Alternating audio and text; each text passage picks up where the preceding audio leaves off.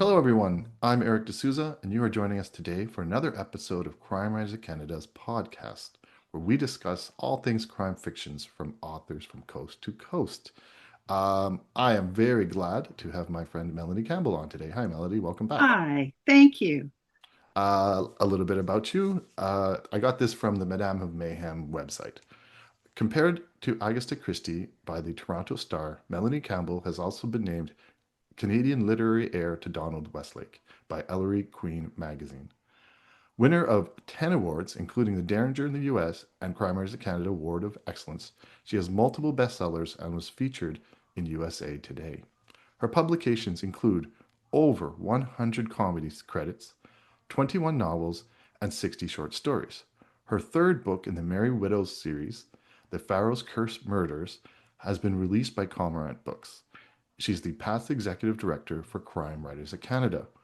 Um, as I mentioned, some of you might be watching this on video. Some of you might just be listening to the podcast. So maybe for those listening to the podcast who can't see that you're dressed with interesting headwear, tell us about it and why are you wearing it? Oh, Eric, well, it's not a bird this time. Remember, I think last time I was wearing a hat that had a red bird on it. Mm, I write about the 1920s, the Roaring Twenties, and we're just towards the end of it in this book. It's mm. 1929. So the headdresses were kind of wild then. And so that's what I'm wearing today. It's got a star and some frills on it. And if you could see my outfit, which you probably can't, it's a kimono type top over a very figure revealing dress underneath, which was happening in the about 1929, 1930. The fashions were changing. So I'm trying to mimic them here to put people in the mood for the 1920s. I think you need a bob too, then, don't you? Not going to commit to that one, are you? No, no, no, no, no. Leaping ahead, Eric. We chatted last year about Lady Revelstoke and the Merry Widows series. But if somebody's listening to this and they haven't read the earlier books or listened to last year's podcast, what can you tell us about Lucy Revelstoke? Ah, well, this is a fun story for me because I had a series called The Goddaughter out of Hamilton, and it took place in current day. And when that series was finished, I was wondering what to write next. And Don Graves, who was a very important reviewer for mystery books, he worked out of Hamilton for The Spectator and other papers, and he suggested, why don't you write about Gina Gallo's grandmother? And I thought, okay, I want to write about the 1920s, though. They're a very exciting time for me. And it's going to be her great grandmother. So that's who Lucy Revelstoke is. She's actually a mob goddaughter from Hamilton who escapes her family, gets on a boat to England, meets her future husband on the boat, and ends up as aristocracy in England. And she has a maid who was born on the streets and lived most of her teenage life on the streets called Elf. And so that is her maid come companion, and they solve mysteries and murders. It's interesting that you put Elf in the stories because we get to see life aboard. Did we mention it's on a cruise ship? We get to see life Yeah, aboard a right. cruise ship from different levels. So it's almost like upstairs, downstairs, right? Like Elf is telling us what the stewards are doing, and then Lady Revelstoke is the first class passenger. What I'm getting though on a lot of these ships is that even though there's this massive class divide, it's still a luxury liner and everybody's enjoying themselves, right? Oh, very much so. And creating Elf, I always like to have a sidekick in my mysteries, so that it's not just internal monologue you're getting. They talk to each other, so it's a Mhm. little more active than some books. And I love the fact Elf is the friend I wish I had. She says what she thinks. And I especially at the end of this book, we haven't talked about it yet, but the end of this book, this the friendship and the love that is cemented between the two was very important to me. I wanted to show that women can be like that and that you can go across class. as well. And Lucy tries to include her in whatever she can.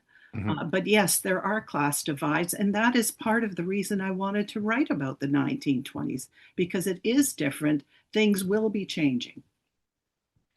Yeah, and also Elf lets you have the lets your comedy air out. I know you write Exactly. very serious subjects, and then Elf is the comedic break, right? Yes, exactly. And I don't seem to be able to write a straight book. I just don't. I've tried. I got my start writing stand up, and I still do it 2 or 3 times a year. For conferences usually. And I just, I come across. I'm in a scene that's very serious, and I think of a pun, and oh my God, I can't let it go. So I know that I have to incorporate somebody there who's going to be a comedian throughout the thing. And Elf is that for me. And a lot of what she says is just very honest and straight, but that can be quite hilarious in a etiquette situation. A new thing that has happened in the story from the last story is Lucy has a new beau in her life, Graham West. Um, she has some decisions to make regarding her relationship with him. Uh, we've mentioned it before. If she marries him, her life changes. How are these positive changes or negative changes? Ah, okay. Uh, Negative changes. It's interesting, but in the Magna Carta, which is, of course, the rule of law established way back in 1200 something, uh, it stated that a widow could not be forced to remarry. So a widow was really the only woman that had any control over her own life. The second she remarries, her property becomes her husband's. And so if Lucy, I mean, she's married into the aristocracy. She has a son who's 14 years old. He will eventually, reach the age to get the title. But in the meantime, she's in control of the estate. If she marries Graham West, he in effect becomes the controller of her life. And one of the things that she considers is Elf is so important to her. She's her best friend, and a husband would have the ability to fire Elf and remove her from the castle. Now, we don't believe Graham West would ever do that. He's a good guy. But still, would you put that at risk? And so this is the sort of thing she faces. And as a matter of fact, in the next book, you'll get a nice twist on that. The next book is called The Kennel Club Murders, and it'll be out a year from now. Oh, that's exciting. So Yeah. I did see that somewhere that we're going to be dealing with dog shows. Yeah, that's an interesting one. It's 1929. The October crash has happened, Mhm. and I wanted to deal with that. It's a fairly grim subject, so I thought, what can I do to lighten it a bit? Well, if you follow dog shows, you know that the Westminster Dog Show in New York is very famous, and Crufts is the one in England. And Crufts has invited, and this is true, this happened. They invited the Westminster winners, best in group winners, over to compete in Crufts. They're all on the ship in the next book. Oh, that is So, going to be fun. yes, so we lighten it with dogs. I'm a huge dog fan. I'm wondering then if you are also an Egypt fan, because this novel is dealing with a curse, and we are traveling on a smaller steamship this year to go to Egypt. What kind of research did you do? Did it involve traveling? Oh my goodness. Well, the first thing I have to tell you is I was that kid who mummified my Barbie dolls and buried Ken. Yes, so I've been a huge fan of Egyptology all of my life. Before I decided to write this book, I thought I need to brush up. I have been, an amateur researcher on this sort of thing, but I thought I'll take this 48-week course. It was from the great courses. You can get them online and really nail it. Like, really know what I'm talking about this time. And so I did. I was just like a kid in university again, taking the notes again. And then I felt confident to write this. As you know, Erik, being a writer yourself, you've got to get the facts right. You have to. If you don't, for instance, would be I know that that people who are professionals in the study of Egyptology pick up these books because they love to read about the fiction as well, and they look for the things that are wrong. So I wanted to make sure it was right. So, oh boy, the research, but at least it was fun. Yes, I'm glad you enjoyed it. There's also a hint of the supernatural. I mean, there's a Pharaoh's curse. There's somebody on board who has some powers.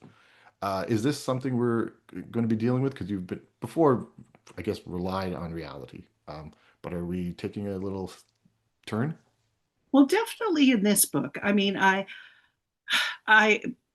I loved the idea of doing a seance in the book. And of course, we get part way through. We don't get all the way through it because of what happens. I researched how to do a seance, which was fun from the person running it point of view. So that was great fun looking into all that. And I am looking again how I might use it.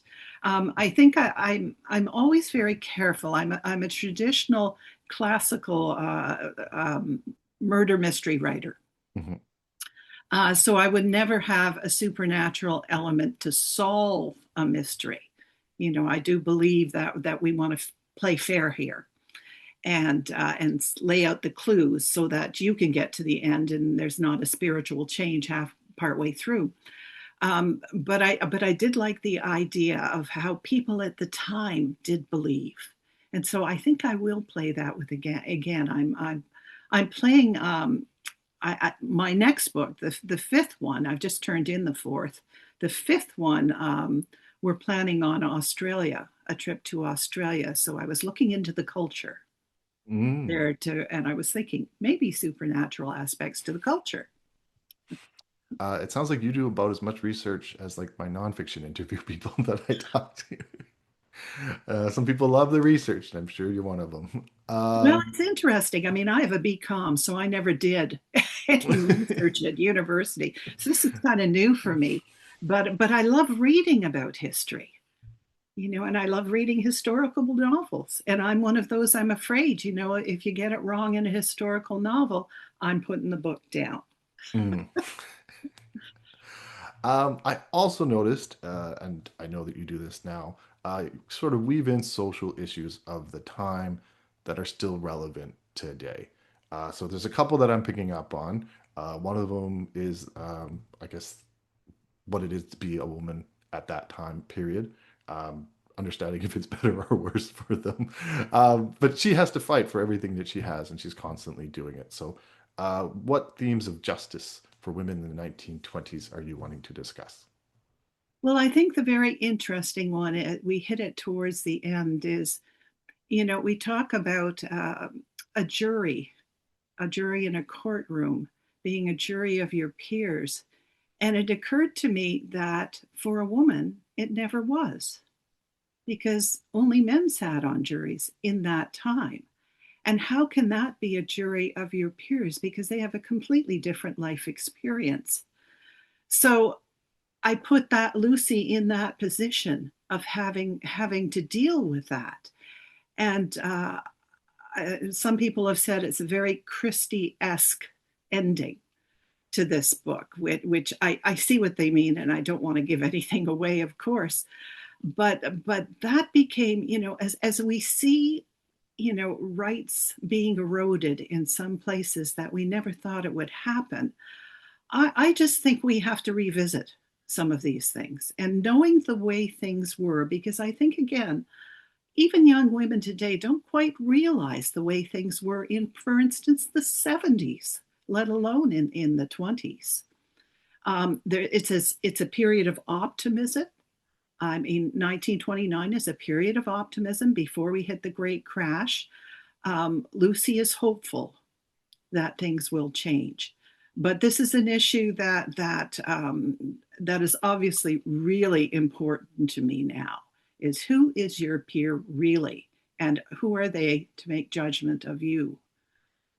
That's the one. The other issue, I think, is one that I'm dealing with very much. And that is when I got into the reading and research about Egyptology. It brought up again this question. I saw they were moving a graveyard, uh, kind of in the neighborhood. They're moving it, and I thought, okay, is that okay? Is it okay to dig up bodies from 2,000 years ago and put them on display in museums? Is that okay? What about 1,000 years ago? What about 200 years ago? I think we would really object if they were digging up bodies from 200 years ago, could be our great great grandparents, uh, and putting them on display in museums. I don't know. It could be that people in Egypt, for instance, and I deal with this through the eyes of an Egyptian as well. I think they have a very good case to object to this, their ancestors being delivered on a table in a museum. So yes, I mean, there are great things that are uncovered by doing archaeology, but are there moral, ethical issues that we should be discussing as a society? And I think there are. Yeah, and you even touch on like, is it really that different between archaeology and grave robbing? And Yes, it's really just a question of who gets to keep that skull. that's right. I mean, I have heard people say that that archaeological digs are simply government sponsored grave robbing. Mhm. You know, hopefully, no, we hope that there's not a profit made if it's government sponsored, but still, it comes down to where is that line? I'd love to know that line where it's okay. It's been 500 years. Nobody knows this person anymore. Therefore, we can do this. Do we all agree on that? I don't know. Yeah, I would hazard to guess that we don't think about it too much. Yes, we It's one of those don't. things we just allow to happen. And Yes, and I don't know if it's Eric, if it's that I'm getting older and then therefore I'm getting a little more bolder on talking about the issues that I'm not sure about. And again, on all these issues I discuss in a murder mystery book, I usually don't have a firm opinion. I'm looking for the discussion. I'm looking for the input. I'm reading your book right now, the digital version that your publisher sent me. So thank you very much for that. But I'm going to have to buy a paper copy because my mom loves Egypt and she loves a good Oh, murder mystery. So I'm going to look forward to also buying your next one because my wife loves dogs. So oh, good. keep writing this series. Thank you so much. Um, Very quickly, you did tell me that you have a new novella out, and I'm very happy to hear it because there's not too many novellas being written anymore. Yes. We're not technically talking about it today, but tell us a little bit about it. Sure. Again, I was looking for a way to funnel my comedy into something that would work. So, Pizza Wars is the first in a series. I'm writing the second now, and they're short books. They're novellas. It takes place in Hamilton, Steeltown. I call it Steeltown, and it's about a cop precinct, and it's very loopy. The main character in it is Mum Gallo, Rita. They call her Mum Gallo, and her weapon is a wooden spoon. And she's an officer, and she has a sidekick who is a new officer, a rookie, so she's taking him on. And the first book is about a battle between pizza pizzerias, and it's a Rocco and Julia thing, like a Romeo and Juliet thing, that split the people apart. And but there's a lot more to it than that. Anyways, it will hopefully be laugh out loud funny for some people. That it's me at my wildest. It's wilder than the Goddaughter series. Oh, okay. I'm gonna have to check that out too then. So thank you for taking the time out to speak with us today. I look forward to finishing the Pharaoh's Cursed Murders. It's enjoyable, fun, and informative. Oh, thank you so much, Eric. And it's always a pleasure to be on here.